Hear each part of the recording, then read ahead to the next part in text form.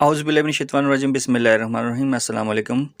پشاور میں بم دھماکہ ہوا ہے اور یہ سن کر بہت ہی افسوس ہوا ہے کہ مسلمانوں کے ملک میں مسلمان ہی محفوظ نہیں ہیں اپنی مسجدوں میں، اور اس کے اوپر جتنا بھی افسوس کیا جائے کم ہے اور بہت زیادہ دکھ کی بات ہے۔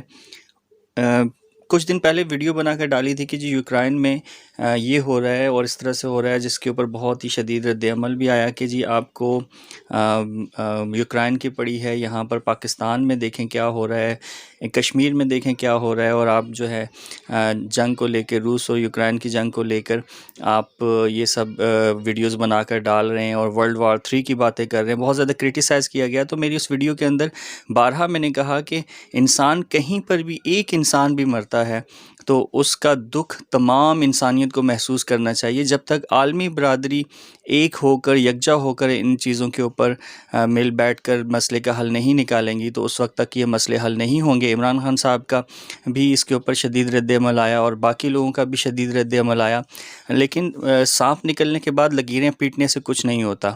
میں بھی یقیناً ایک ویڈیو ہی بنا کر ڈال سکتا ہوں، لیکن کیا ہمارے ادارے اور عالمی طاقتیں اتنے سارے انسانوں کے مرنے کے بعد بھی ہوش کا ناخن نہیں لے رہی؟ کیا انسانوں کو یہ سمجھ نہیں آ رہا کہ جنگیں کبھی بھی کسی مسئلے کا حل نہیں ہے؟ آج اگر پڑوس میں کہیں پر یا ملک میں کہیں، کسی دنیا کے کسی ملک میں بھی انسان مر رہے ہیں اور وہاں پر حالات خراب ہیں، تو کل وہ آگ بڑھتے بڑھتے ہمارے گھر کو پہنچے گی۔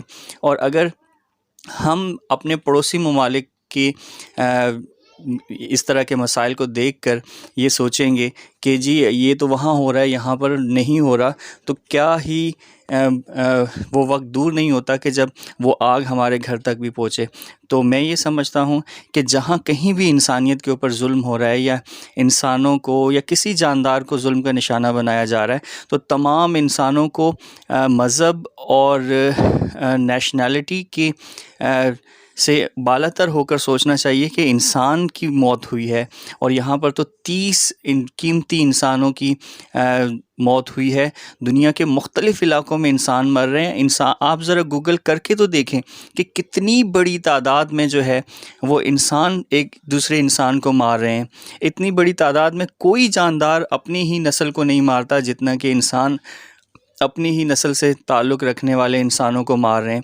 تو یہ ہم انسانوں کے لیے ایک شرم کا مقام ہے، اور انسانیت کو انسانیت کے لیے بھی شرم کا مقام ہے، اور ہم انسانوں کو مل بیٹھ کر یہ سوچنا چاہیے کہ کیا اسی طرح سے چلتا رہے گا؟ یہی فیوچر ہم اپنی آنے والی نسلوں کو دے کر جائیں گے؟ یہی نفرتیں ہم آنے والی نسلوں کو دے کر جائیں گے؟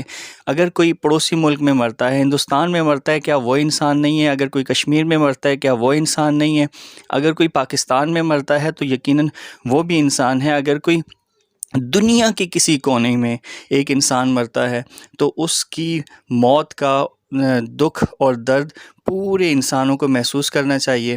اور میں یہی آپ لوگوں سے گزارش کروں گا، تمام انسان جہاں کہیں بھی ہیں وہ اس چیز کو اپنے لیے ایک لمحہ فکر سمجھیں اور اپنی آواز اٹھائیں کہ ہمیں جنگ نہیں چاہیے، ہمیں کہیں پر بھی انسان مرتا ہوا نہیں چاہیے۔ ہمیں انسانیت کو آرام سے، سکون سے اپنی زندگیاں بسر کرتے ہوئے دیکھنا ہے، اور اس کے لیے آپ اپنی حیثیت، جو بھی آپ کی حیثیت ہے، اس میں آپ اپنی آواز اٹھا سکتے ہیں۔